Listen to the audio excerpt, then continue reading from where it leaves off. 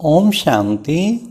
सुनते हैं 14 मई 77 के अव्यक्त बाप दादा के मधुर महावाक्य। आज की मुरली का टाइटल है सवमान और फरमान। आज की वाणी में बाबा ने सवमान में स्थित होना किसे कहा जाता है, साथ साथ बाबा ने किन दो बातों का ध्यान रखना जरूरी है और बड़े से बड़ा पुण्य कर्म कौन सा है। फिर बाबा ने रॉयल भिखारीपन क्या है और किसके आगे सारी विश्व और माया कुर्बान हो जाती है। तो अब सुनते हैं 14 मई 77 की मुरली, सवमान और फरमान।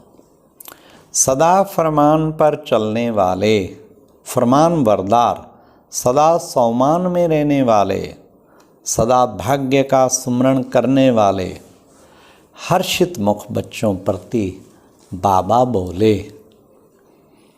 सदा भाग्य विधाता बाप द्वारा प्राप्त हुए अपने भाग्य को सुमरण करते हुए हर्षित रहते हो,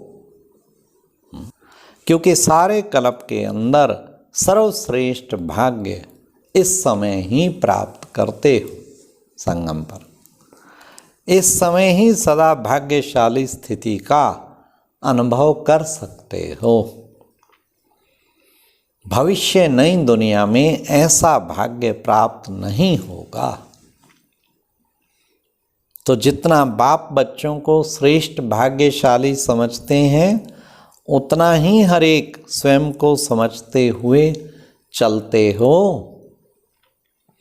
इसी को ही कहा जाता है सवमान में स्थित होना। मन वचन कर्म तीनों में ध्यान रखो।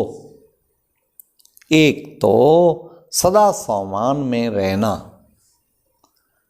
और दूसरा हर कदम बाप के फरमान पर चलना। सवमान और फरमान, इन दो बातों का ध्यान रखना है।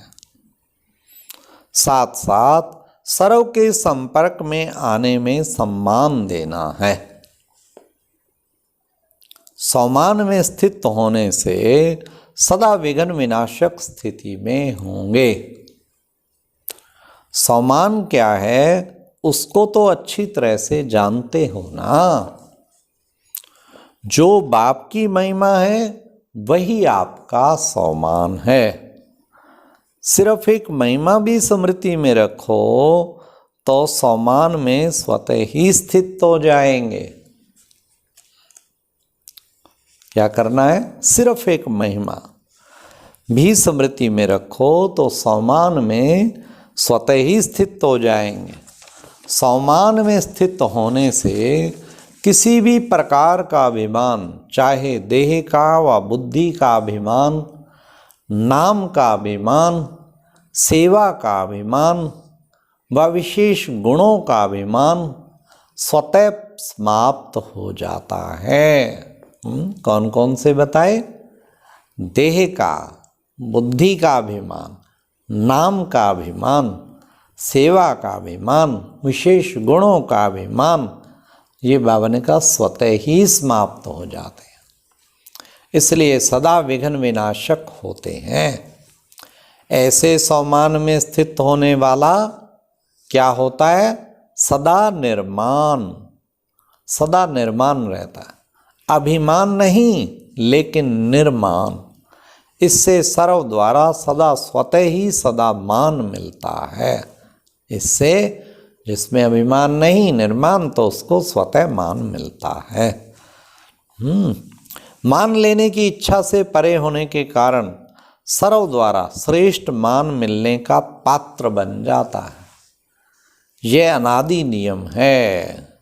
सर्व द्वारा मान मांगने से नहीं मिलता, लेकिन सम्मान देने से, सवमान में स्थित होने से प्रकृति दासी के समान सवमान के अधिकार के रूप में मान प्राप्त होता है।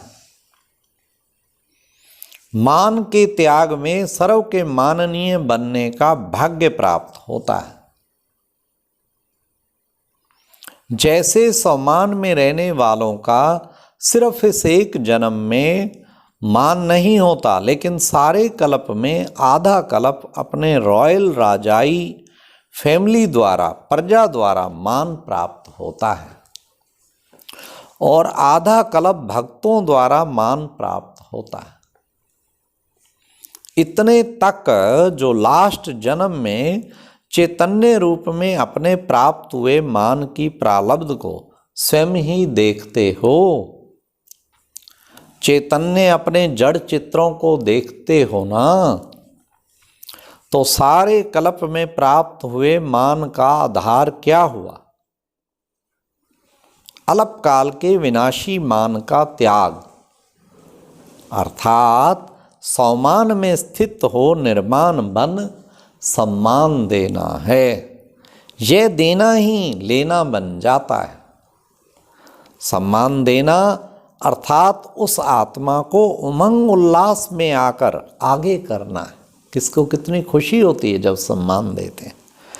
अल्पकाल का पुण्य अल्पकाल की वस्तु देने से होता है, वह अल्पकाल के सहयोग देने से होता है, लेकिन यह सदा काल का उमंग उत्साह अर्थात खुशी का खजाना वह स्वयं के सहयोग का आत्मा को सदा के लिए पुण्य आत्मा बना देता है। किसी को सदा के लिए उमंग उत्साह में ले आना कितना बड़ा पुण्य, इसलिए बड़े से बड़ा पुण्य हो जाता है। एक जन्म में किए हुए इस पुण्य का फल सारा कल्प मिलता है। इस कारण कहा कि सम्मान देना देना नहीं लेकिन लेना है। लौकिक रूप में भी कोई पुण्य का काम करता है तो सबके आगे माननीय होता है, लेकिन इस श्रेष्ठ पुण्य का फल पूजनीय और माननीय दोनों बनते हैं। तो अपने आप से पूछो, ऐसे पुण्य आत्मा बन सदैव पुण्य का कार्य करते हो? ये है पुण्य का कार्य। महापुण्य बाबा ने कहा करते चलो, सबको उमंग उत्साह में लाते चलो। सम्मान दो, व सम्मान मिलना चाहिए, व मेरा सम्मान क्यों नहीं रखा जाता, इसका क्यों रखा जाता? लेने वाले हो या देने वाले हो, यह भी लेने की भावना रॉयल बेगरपन भिखारीपन है, अर्थात भिखारीपन है। तो सम्मान और सम्मान में रहना है और सम्मान देना है। कितना बाबा ने मैच किया दोनों बातों को। एक तो हर वक्त सम्मान में रहे और बस सम्मान देते जाएं, बाकी क्या करना है? हर कदम फरमान पर चलना है। हर कदम फरमान पर चलने वाले के आगे सारी विश्व सदा कुर्बान जाती है। साथ साथ माया भी अपने वंश सहित कुर्बान हो जाती है, अर्थात सरेंडर हो जाती है। माया बार बार वार करती है। इससे सिद्ध है हर कदम फरमान पर नहीं है, एकदम सिद्ध है ये। सदा फरमान पर ना चलने के कारण माया भी झाटकू रूप में कुर्बान नहीं होती है, इसलिए बार बार वार करती है और बार बार आप लोगों को चिल्लाने के निमित्त बन जाती है। चिल्लाना हुआ ना, माया आ गई, आज इस रूप में आ गई, अब क्या करें बाबा? माया को अर्थात विघ्न को कैसे बाबा मिटाएं?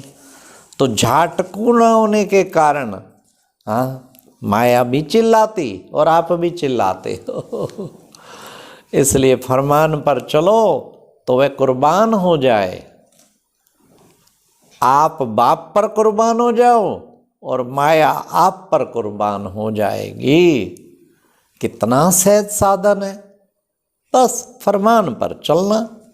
सौमान और फरमान सहज है ना, इससे जन्म जन्मांतर की मुश्किल से छूट जाएंगे।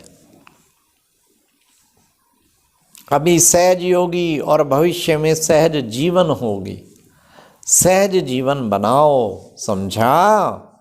अच्छा, ऐसे सदा फरमान पर चलने वाले फरमान वरदार, सदा सौमान में रहने वाले, अल्पकाल के विनाशी मान को त्याग करने वाले, सदा माननीय पूजनीय का पाठ प्राप्त करने वाले, ऐसे बाप पर सदा कुर्बान होने वाली आत्माएं, सदा सर्व के प्रति सम्मान दे स्नेह लेने वाली स्नेही आत्माओं को बाप दादा का याद प्यार और नमस्ते।